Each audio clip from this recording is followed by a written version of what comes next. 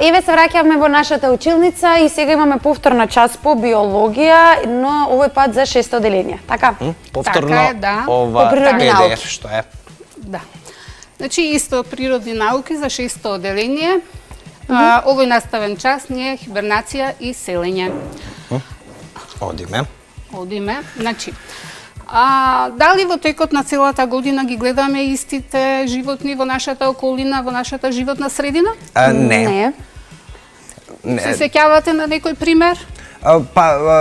Например, Птици. да, ластовици. Така, ластовичките не ги гледаме кога? Лето? На зима не ги гледаме. На зима. На зима не ги гледаме, да. Зошто не ги гледаме на зима овде ластовичките? Ке видиме понатаму. Понатака, но да видиме што е тоа. Опа. Исто така, добро, ќе истражиме и за селење. Во ред, сега првенствено да кажеме за хибернација. Хибернација што представува?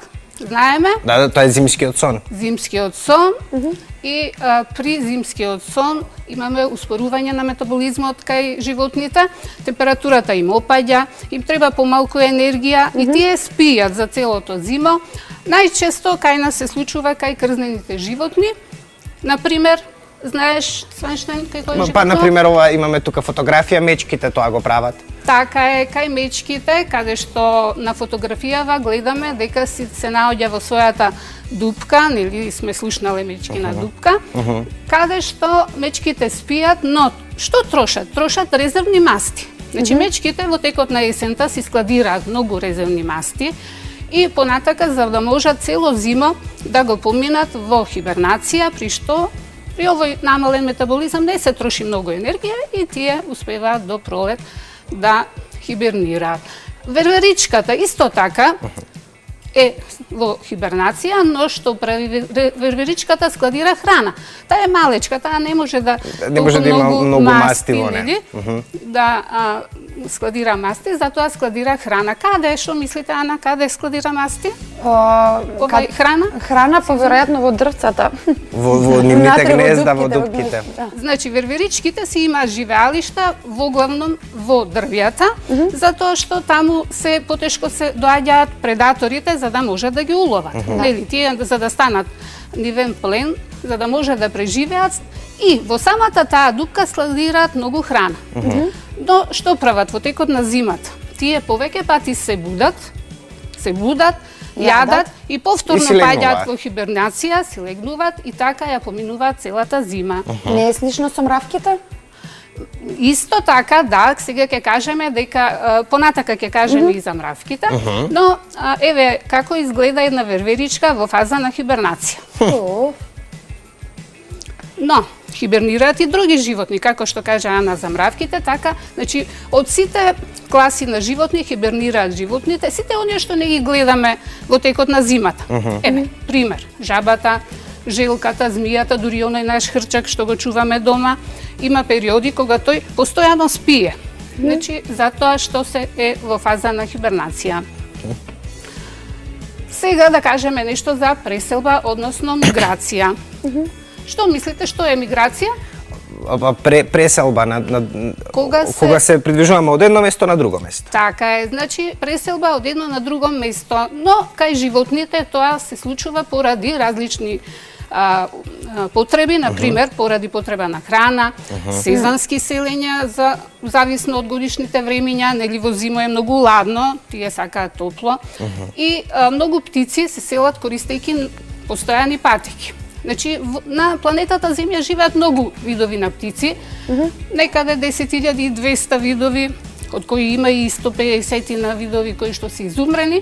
Меѓутоа, од тие толку многу видови на птици, голем дел од нив се селат.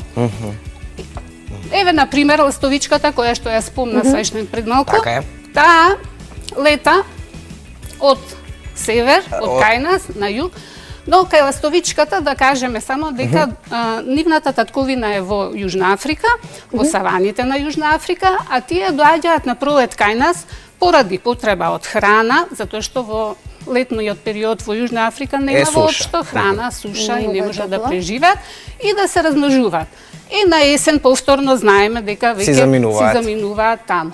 Еве повеќе патеки на планетата Земја, како можеме овде да видиме како се движат, односно мигрираат птиците.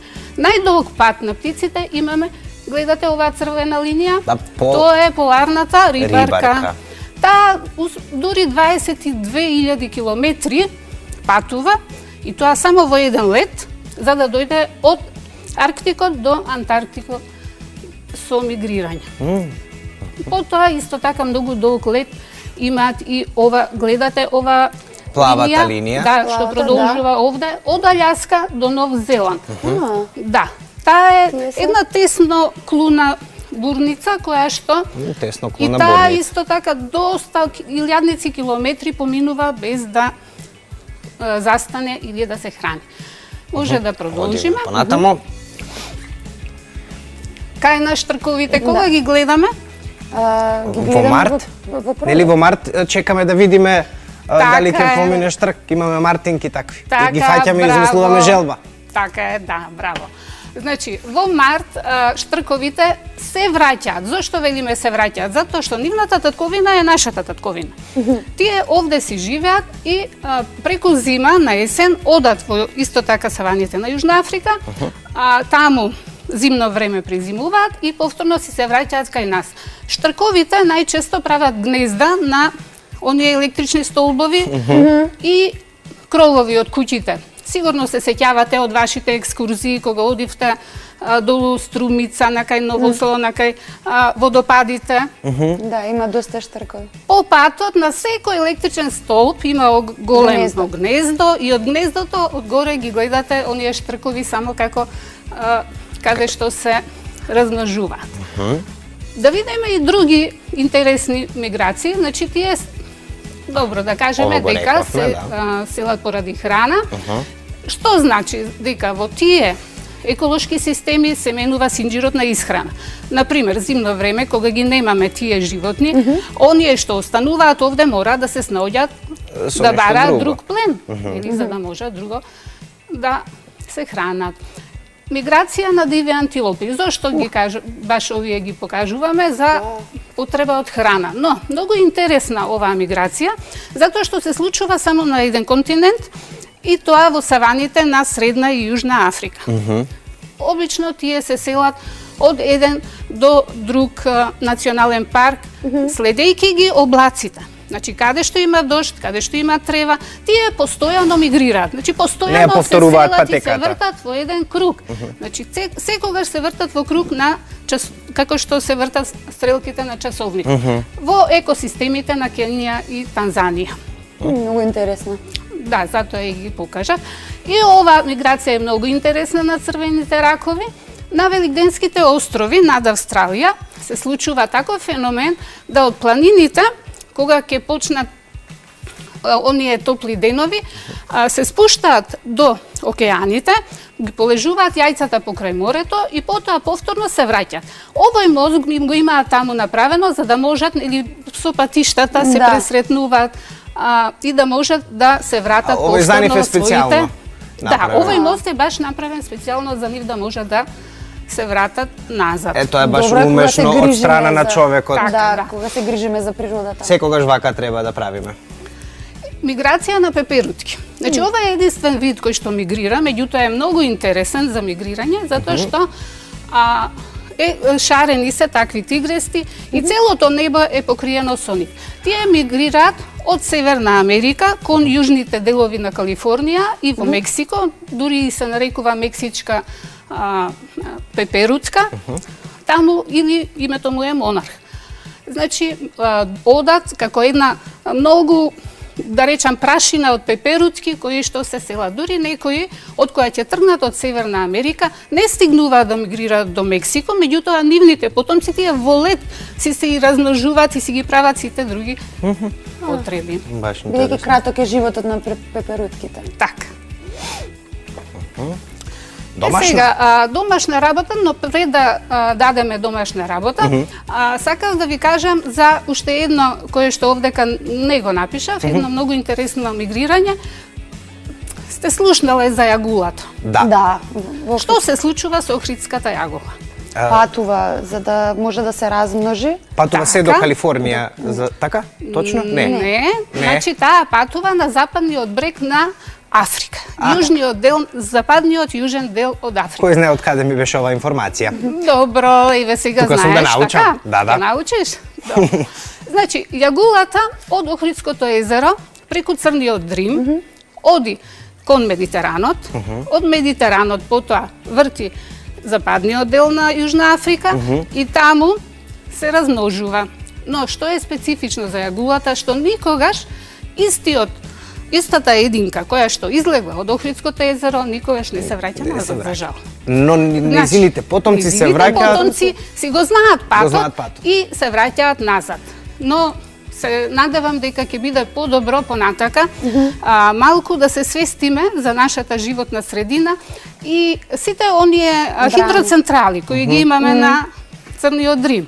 И од нашата и од албанската страна треба да најдеме начин, како што беше овој начин Со кај раковите, раковите, точно. како јагулата да се враќа од кога после ќе мигрира во Да не јужните им го краишта. пречиме патот. Така. Бидејќи е единствен вид таков што го имаме и треба да го чуваме. Така, и се помалку и помалку го има баш поради тоа. Значи, не треба... Поради браните, да. А како малите си го знаат патот? Тоа е многу интересно како феномен. Исто така сум го истражувала и се уште научниците се обидуваат да објаснат како малите јагулчиња кои што се родени на друго место, кои што никогаш не биле во Охридското езеро, го памтат и некако го знаат патот како да се вратат назад.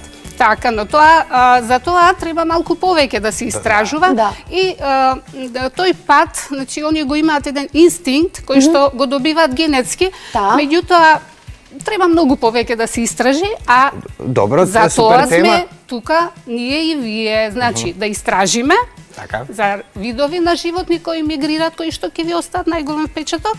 Сето тоа да го напишеме, забележиме и да го пратиме на нашите предметни наставници. Имам разбира. уште едно прашање. Да. Наставничка, ако може. Секогаш ме интересирало кога се појавуваат комарци, например, дали се животни тие кои што, односно инсекти кои што мигрираат, хибернираат или од нигде никаде се појавуваат? Нели ги имаме на лето, преку цело пролет доаѓаат, па лето, па тоа ги снимува. Што се случува со Значи, нив? комарците, како и што ги спомнам мравките, тие хибернираат. Аха. Меѓутоа, многу мал дел од возрастните кои што хибернираат, успеваат да напролет преживеат, но оставаат јајца кои што понатака кукли, презимуваат во кукли, кои што понатака на овој период во пролет, сега веќе почнуваат или да не кажат Почнуваат, да бидат досадни, Така, да. почнуваат.